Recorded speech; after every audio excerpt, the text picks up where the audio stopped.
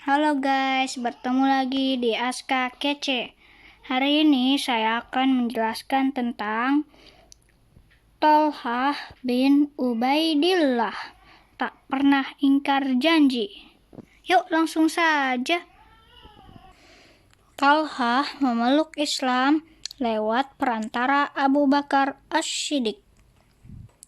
Sebelum memeluk Islam, Thalhah bertemu seorang pendeta di Syam. Pendeta itu mengabarkan tentang kedatangan Rasul terakhir. Pendeta itu menyuruh Thalhah segera menemui Ahmad bin Abdullah, Rasul terakhir itu. Perkataan pendeta itu membekas di hati Thalhah. Ia bergegas kembali ke Madinah. Setibanya di Mekkah, keluarga Thalhah menceritakan sebuah peristiwa. Ada seorang bernama Muhammad bin Abdullah yang mengaku sebagai Rasul terakhir. Ia juga mengetahui bahwa Abu Bakar, teman baiknya, telah mempercayai dan mengikuti ajaran yang dibawa Muhammad. Thalhah segera menemui Abu Bakar dan menanyakan mengenai berita tersebut. Thalhah juga menceritakan pertemuannya dengan pendeta di negeri Syam.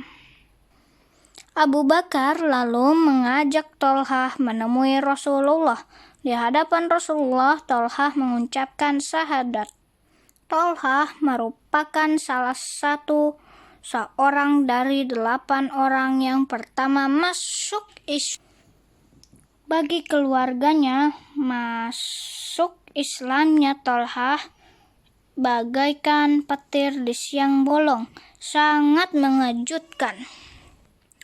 Keluarga dan orang-orang sesukunya berusaha mengeluarkannya dari Islam. Awalnya dengan cara halus, lama-lama dengan cara kasar karena Thalhah tetap teguh dalam agama Islam.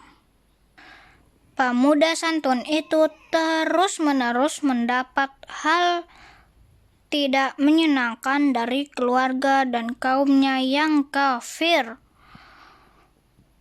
Bahkan ibu Thalhah pun ikut mencaci makinya karena ketaatannya pada Allah dan Rasulullah Shallallahu Alaihi Wasallam.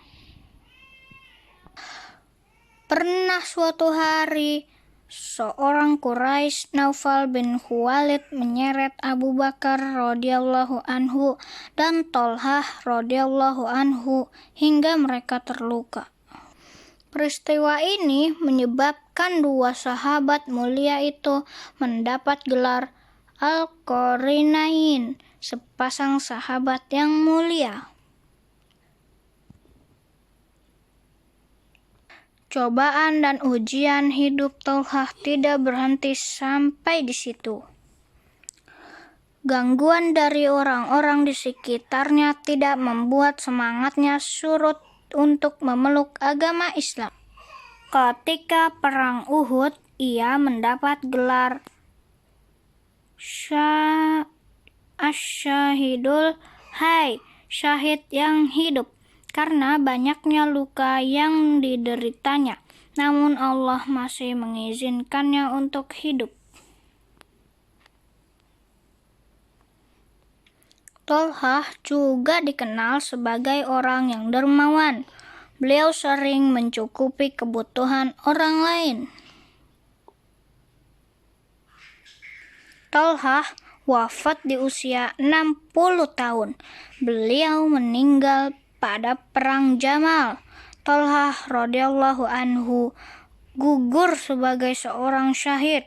Selama hidupnya, dia selalu menepati janji, termasuk janjinya untuk menaati perintah Allah dan Rasulullah Shallallahu Alaihi Wasallam. Rasulullah Muhammad SAW menyatakan tentang Tolhah dalam sebuah hadis.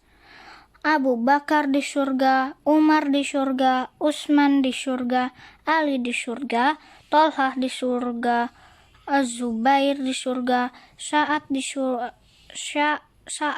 surga, Sa'id di surga, Abdurrahman bin Auf di surga, Abu Ubaidah bin Al-Jarrah di surga. Hadis riwayat At-Tirmizi. Adik-adik, yuk kita mencontoh Tolhah bin Ubaidillah radhiyallahu anhu. Dia merupakan seorang yang dermawan, teguh, pendirian, selalu tepat janji, dan cinta kepada Allah Subhanahu wa Ta'ala dan Rasulullah Sallallahu Alaihi Wasallam.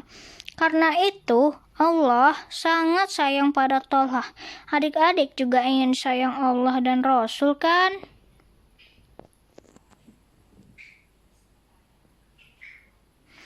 Kisah-kisah dalam buku ini mengandung penanaman nilai-nilai cinta dan taat kepada Allah Shallallahu Alaihi Wasallam dan Rasulullah Shallallahu Alaihi Wasallam. Pemberani, lemah lembut, dermawan, menepati janji, sabar, suka menolong, teguh hati, menjaga amanah, suka belajar. Begitu saja ya video hari ini.